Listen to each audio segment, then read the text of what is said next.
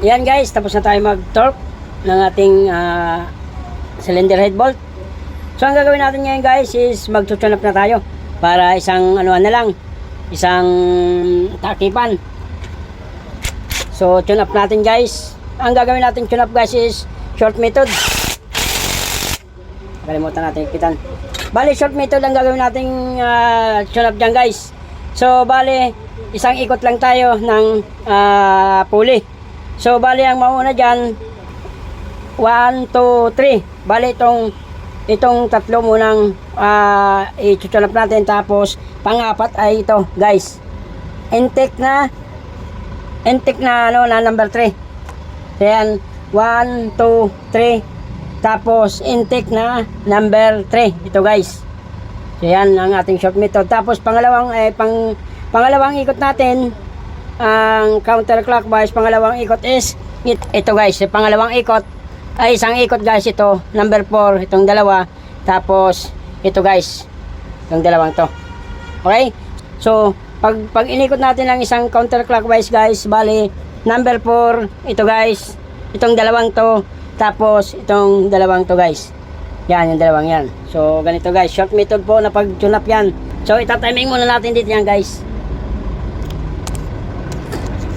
Ayan, may timing mark dito guys. Yan, hindi po kita sa camera. Pero lahat po ng ano guys, pulley o lahat ng makina may timing, alam niyo naman po yan. So iuuno muna natin yan. So gamit lang tayo ng yabi tubo para mas magaan ikutin. Hanapin natin yung uno.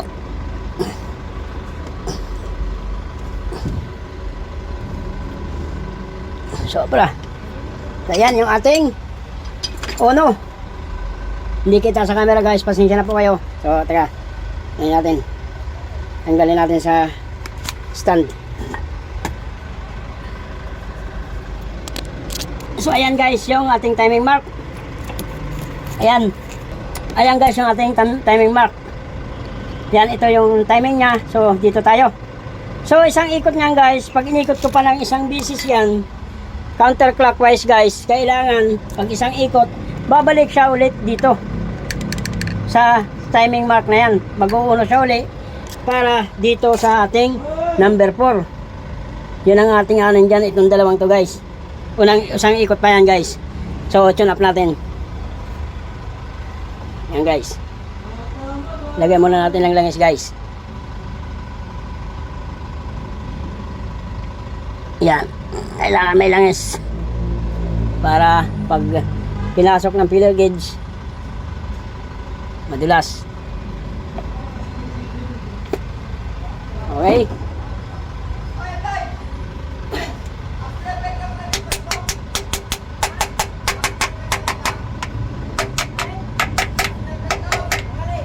Kagabi? Ano picturean? Ayan, yan yung ginagawa. Bakit? Di daw niya nakita, biglang tumawid. Breakdown yan eh. Ba't yung accident brake? Accident brake lang kahapon to. Yun nga yung Kalat yung mga bubog sa sahig. Dapat nagbablog ka rin dyan. Hindi ka man nagbablog dyan. Kaharap na ng kamera sa'yo. Sabi mo, hi vlog. Welcome to my guys. Vlogger to eh. Ayan o. Meron niya o. Ay kaso. Hindi na ba nakaharap? Nakaharap sa makina. Dapat sa mukha mo at saka yung makina. Kaya nga. Bis nga muna. Bis nga muna. Saka nasa L3 yun. Yung mga battery. Para makabili tayo ng iniyaw. Saka ng engine. Tama maulan.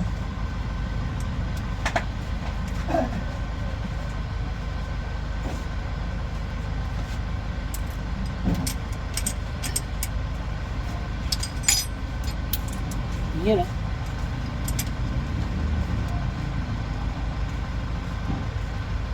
Yun.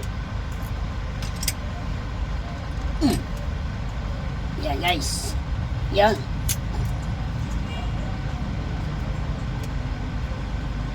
Pekit.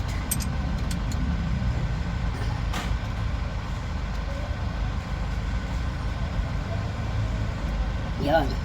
Yan lang dapat.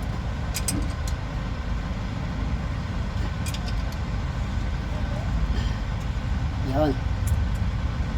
Yun. Wala guys. So dito tayo sa number 6. Ito guys. Kasama na natin yan. Yun. Gusto ni Boss JB nila, sama daw kita eh. Ne? Boss JB. Saan? Isa ka nila, mag-inom. GB? Saan yan? Nandun, sagdaran mo na ako. May papagawa daw yun. So nga niya, minsan isama na ako pag mag-inom kami. Nag-inom ba kayo nun? Oo, sa bahay nila mismo sa garahe, sa veranda. Doon kami nag-inom. Minsan sama ka. Yung linggo lang naman ako nag-inom doon eh. Minsan, regular day. Kaso gabi na. Linggo, bata na. Kaya akong biyahe.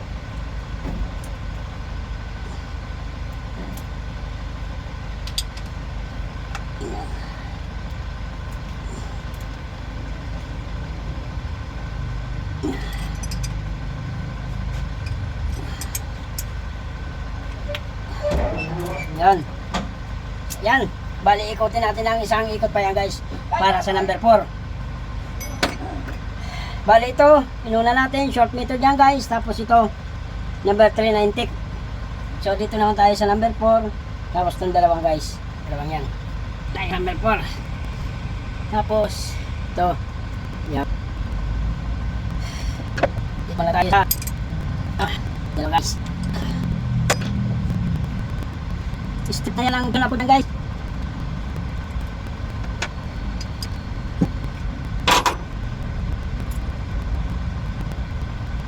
Yan. Kapitod.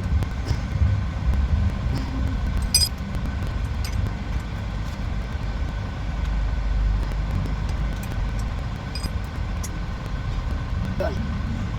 Yung may magalit siya. Hindi masyadong mahagpit. Hindi masyadong malawag.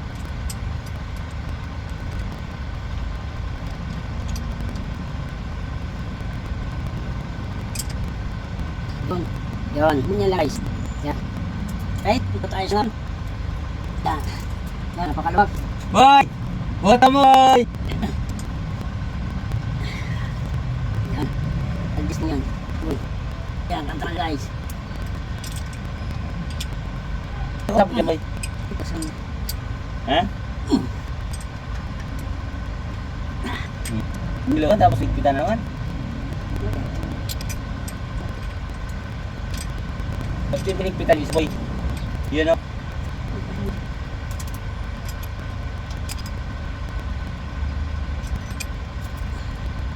Si City and boy, 19.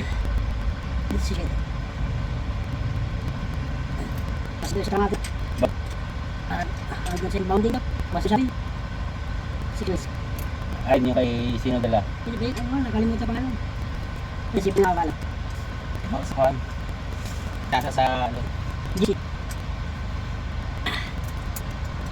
Yan. Yan. Short method guys, yung ating ginawa dyan. Yun. Okay, so yun na yan. Ngayon, ikutin na dang. Ang ikot. Ay. Para, sugat. Ha? Sugat. Saan? Dahil yung talas.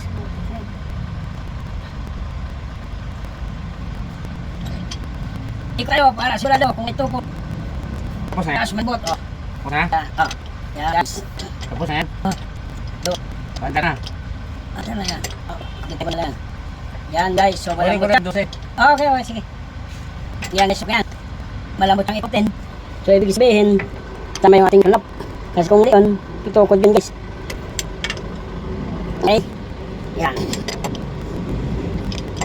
So ganun lang guys. Stop. Una muna, mag-uuna muna doon sa puli. Tapos ito, number, itong 1, 2, 3. Short method. Tapos number 6. 1, 2, 3, 4, 5. Number 6 ang apat. So, tapos pag pangalawang ikot, ikotin mo yung puli. Itatay mo ulit sa 1. Doon naman sa 4. 4. Tapos ito, pangalawa. Tapos ito guys. So yun ang short method ng picture up. So hanggang din guys, kung ko yan. Kapag ako na lang, pagpadarin natin yan guys. So, bye.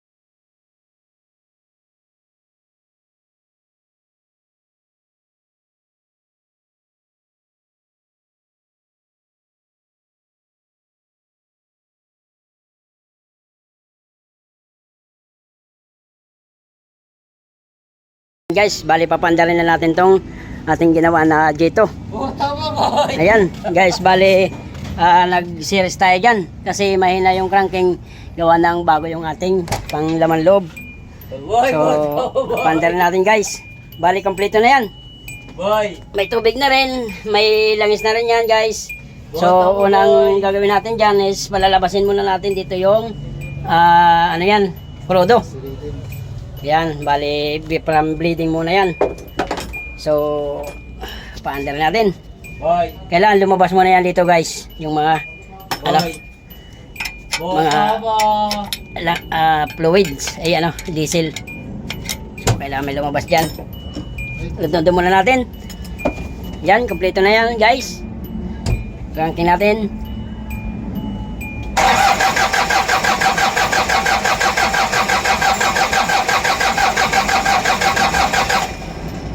Ayaw na babas?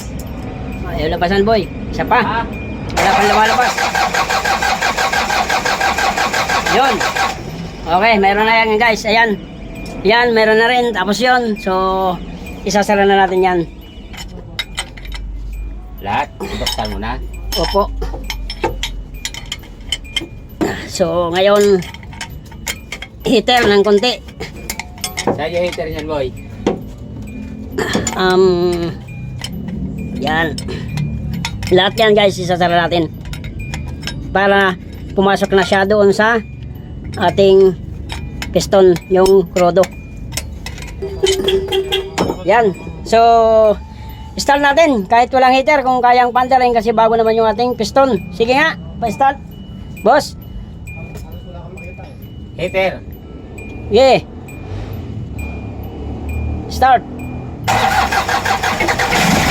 What doon?